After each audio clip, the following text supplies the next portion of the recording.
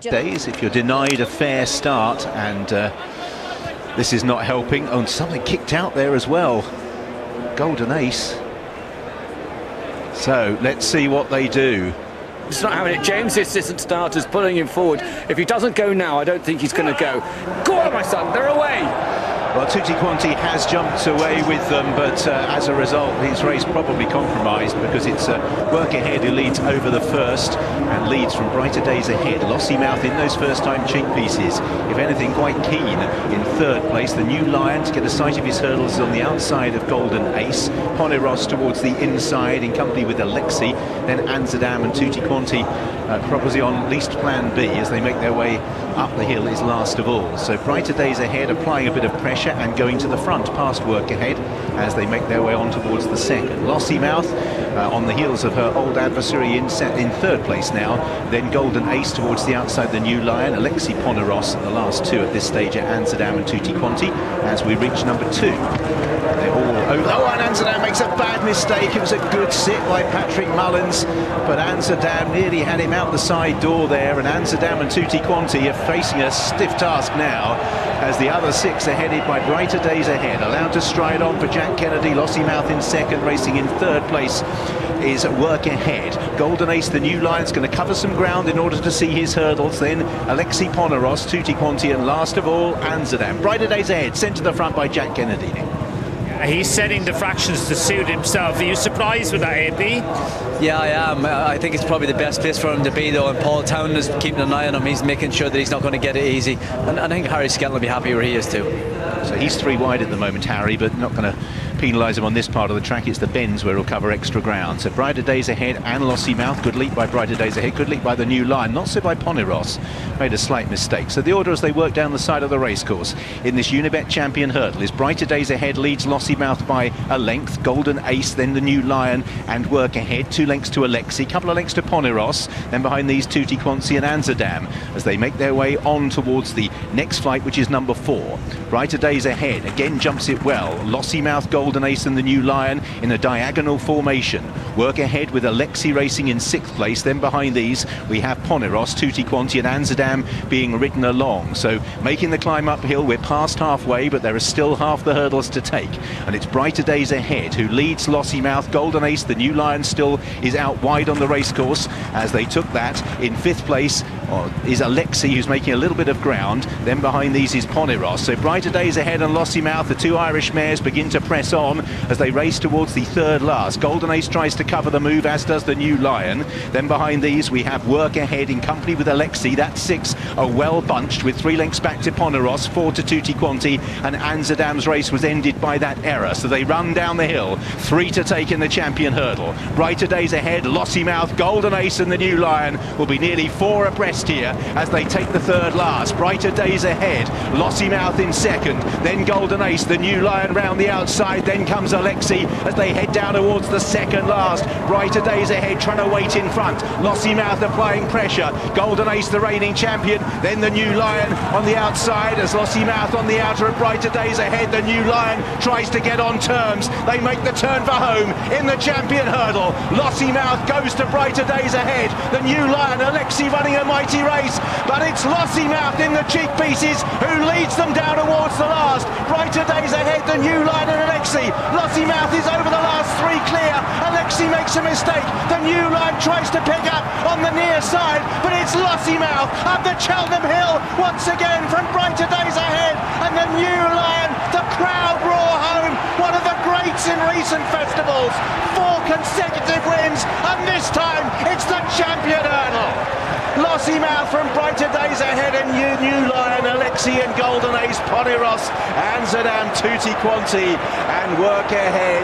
Again decisive, but this time it is in the race that befits her status as one of the leading national hunt mares of the generation. She's won 4 times now at the festival in consecutive years. The Triumph Hurdle, the Mares Hurdle twice, and it's a commanding performance. We have to wait for Brighter Days Ahead, her old adversary, who's run much better at the festival this time around. The New Lion every chance. Alexi, shade unlucky that mistake at the last, otherwise he'd have gone close to placing. And Golden Ace without the mishaps, just 5th. this time around. It is Lossiemouth's champion hurdle for the Riches, Paul Townend and Willie Mullins. And this time, good things have come to those who wait. You'll remember this time last year, Jeremy Scott said, "He who dares wins." Ruby, an inspired decision to come here. It was by Willie Mullins and Rich Ritchie, no doubt about that, Ed. And the early fractions really played completely into her hands. When Tutti Quanti didn't want to line up, Brighterdaysahead was betwixt and between to go on. She got on her feet, and from so far out, she was going so easy. She's a very good mare, Ed. They let her get on her feet, and she's absolutely bolted it. She really has, AP. Yeah, she has. She was in a brilliant position from the off, as Ruby said. She got in a good rhythm and was always travelling and got comfortable. And then from the second last home, she was so impressive. It's no wonder she's won 2 meritorious in the Triumph Hurdle and nearly £1 million in prize money. She's an absolute pleasure to watch, isn't she? She's very special, mate. She is. I mean, we've had a few Queens of Cheltenham, haven't we? But I think she's right up there with the likes of Corvega and Rachel Blackmore now, because Lossiemouth unbeaten here, 4 from 4 at the festival as well. And look, we've been wanting her to take the boys on in the champion hurdle. She finally has.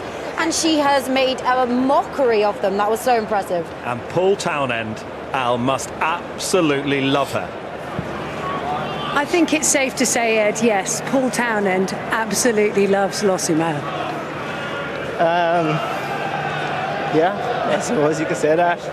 She's look, she just never turned up the last day.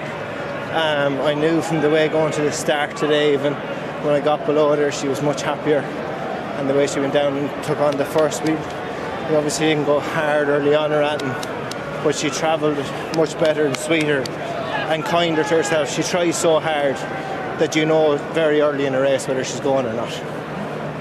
I mean, she goes down as one of the greats now with 4 festival wins. She's now won over over £1 million in prize money. But for you, you've ridden so many good horses, but you've always had this great belief in her.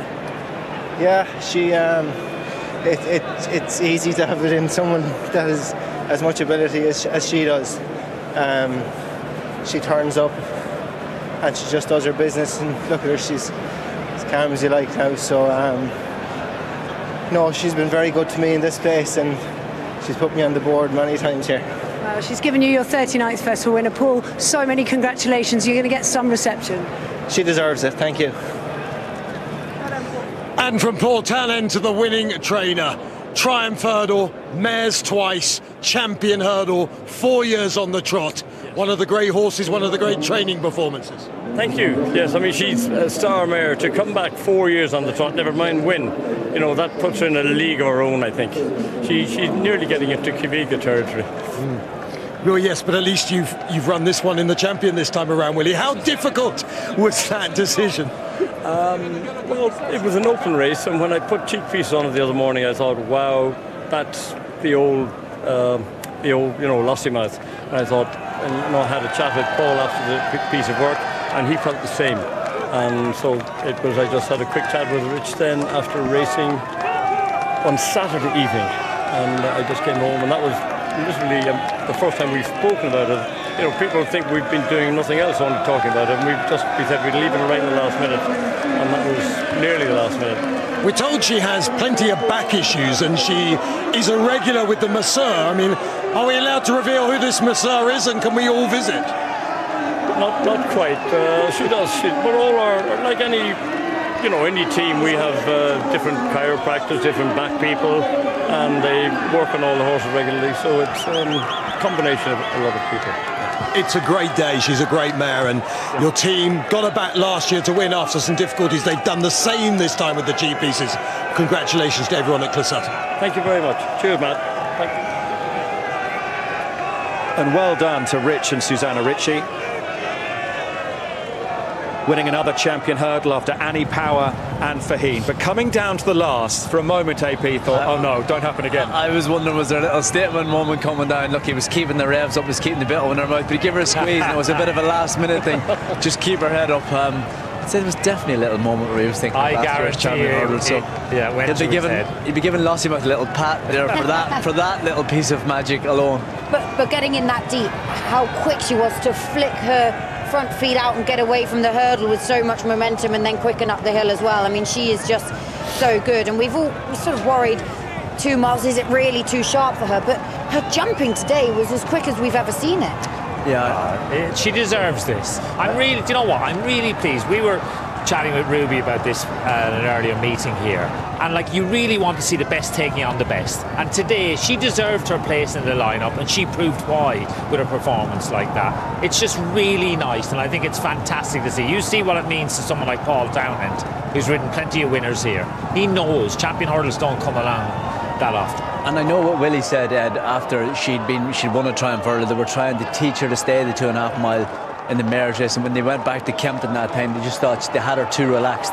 And sometimes it might just take them a little bit of time to get that zip and spark back, to go back to 2 mile champion hurdle pace. And you know, the fact that she's had a few goes at 2 mile now, she proved her best today. She's going to get an awesome reception. The favourites won the champion hurdle. A word about the others. That was much more like it from Brighter Days Ahead. I think Gordon Elliott will be absolutely delighted. She really turned up today, and she served it up to them. The New Lions run well, AP, but wide throughout. Yeah, he ran well. I don't think there's any excuses for him. He just wasn't fast enough, Ed. Yeah, he was a little bit wide, but no excuse. If he was that good, he'd probably have won. He looks like he wants a little bit further, that's for sure. But do you think we could see him at Aintree 2.5? He just looked like he did, didn't he? I would imagine the entry hurdle is more his thing. He just looked like one of those horses that was like a little bit of speed. And Alexi ran a cracker. He's run so well. Made a bad mistake at the last, which cost him a place or two, but he's run so well, travelled great, and I'm sure Joe Tizard and Brendan Powell are going to be excited by him. So, now it's all about the winner. And the attendance today is 57,242. Last year was 55,492. The year before that, 56,811. So the crowd is up, which is good. That's encouraging for Guy Lavender and Cheltenham.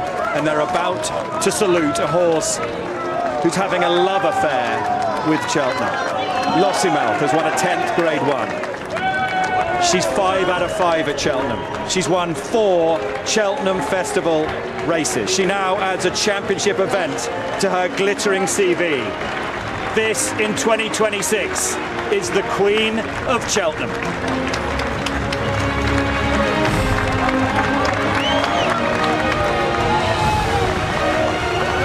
And here she comes, returning to the winner's enclosure from the running of the Unibet champion hurdle.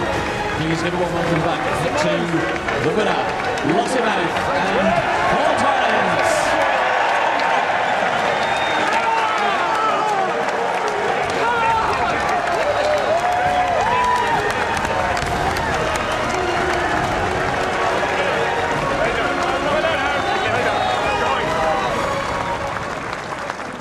I think, Mick, we can call that a proper Cheltenham welcome.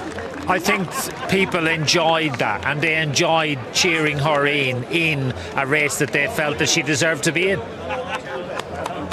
Well done to the Richies. Joe Chambers is in there. The sporting decision to run here. So pleased you didn't go to the mares. I mean, that would have been so disappointing. They've come here and they've been rewarded. Harold Kirk's in there with the glasses. Susanna Ritchie. Rich will be somewhere. Sarah, Paul Townend's girlfriend, is there. I think she had her eyes closed at the last. And Cheltenham love this guy. Rich Ritchie, emotional, winning at the festival for 24th time. And this one clearly means an awful lot.